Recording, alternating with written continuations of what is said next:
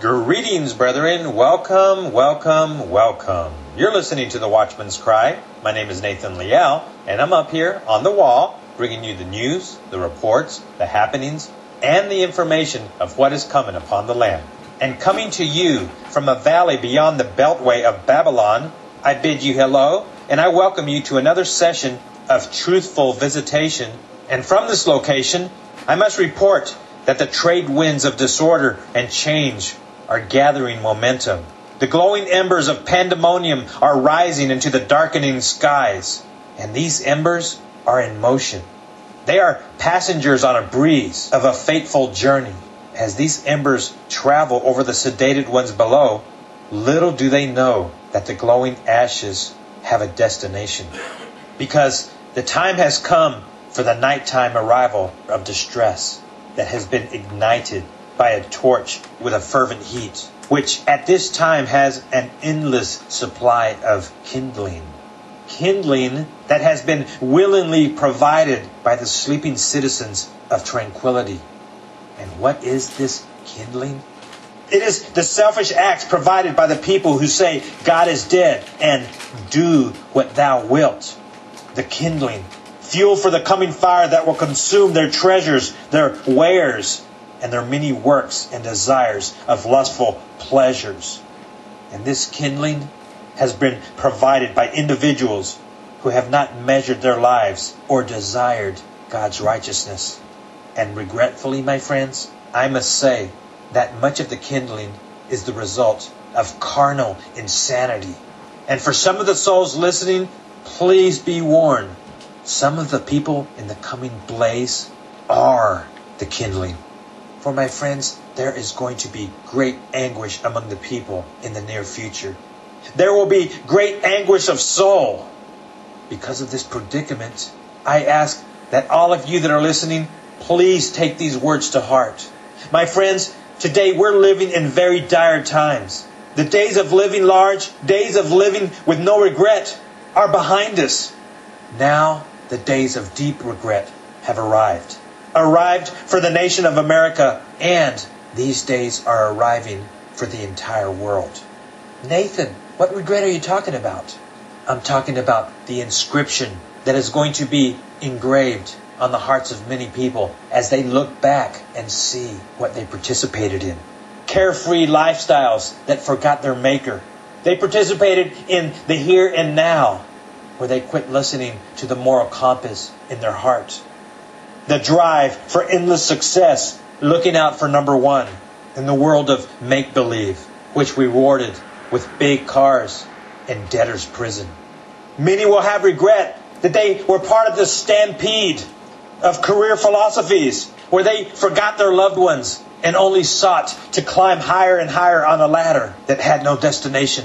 Many will have regrets that they quenched the inner voice and they told to one another little white lies. Or that's what they called them. Many will have regrets that they forgot that sermon that they heard many Sundays back. Many will have regret that they put aside the thou shalt nots and instead a willing participant in the human food chain, in the dog-eat-dog world that minimized their neighbors and made ashes out of their families. Many are going to look back and have regret that they were part of a world where they had to lie, cheat, and steal to get ahead.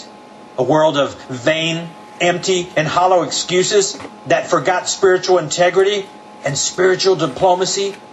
And this world is the location of many Christians that gladly participated. But here's an announcement from the wall. That culture, that way of living, that society of lip-syncing lies to one another is coming to an end, my friends.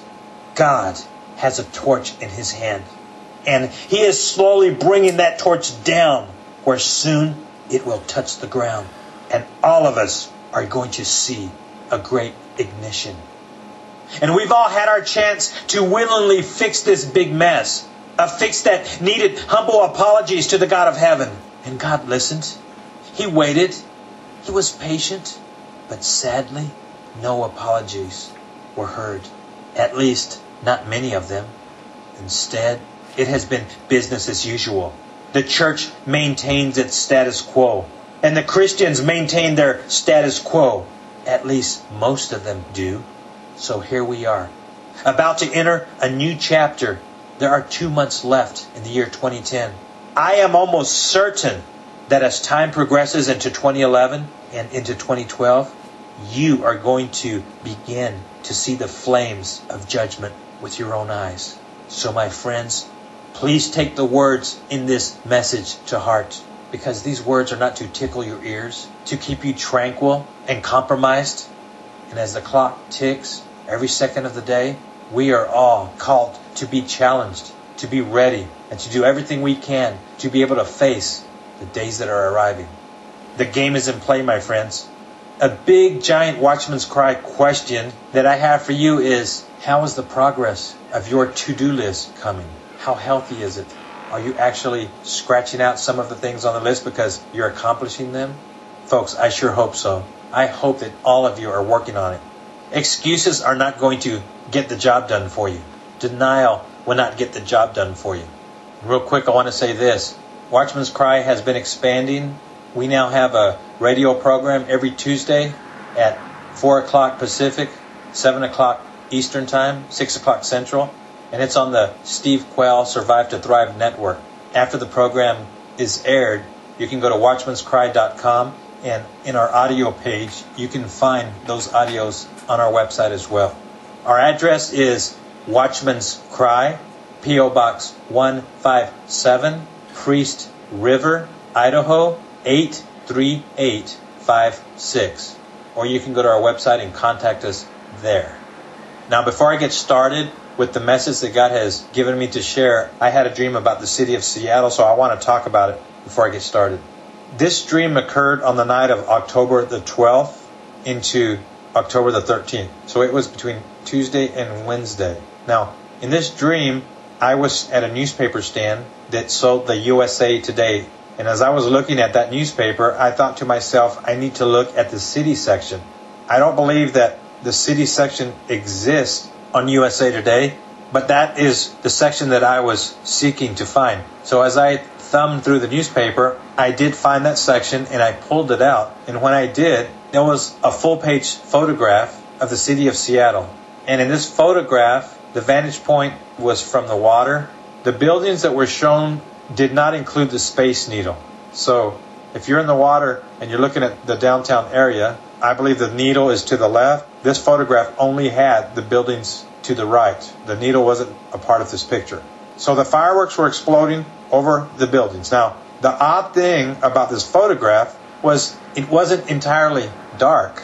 It looked like it was in the evening, maybe 30 minutes to 45 minutes before it gets dark. So as I was looking at this photograph, in my hand, the newspaper became an actual movie. And I saw the fireworks going off. I could hear the explosions, just like you're watching a movie or a video of a fireworks display. So as I was watching this fireworks display, one of the buildings nearest to the water suddenly had a huge explosion right in front of it. And this explosion was as tall as the tallest building in the photograph. And the explosion actually looked similar to the World Trade Towers when there was a large plume of ash.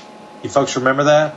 Well, that's what I saw. It was an explosion, and the ash looked very similar to what we saw during 9/11. So after that explosion happened, then immediately I found myself in the sky over the downtown area, and I was looking down where that building, I guess, used to be, and there were many crushed cars with ash all over them. Now, I have been seeking God, and the witness that I'm getting from the Holy Spirit is that this was a glimpse of an event that is coming. Of course, there is no date. Does that mean that the event is going to happen on the same day fireworks are going to go off, but it will be before it gets totally dark? Now, of course, most of us, when we're thinking of fireworks, we are immediately taken to the two most obvious days that this could be on, and that is July the 4th or New Year's Eve.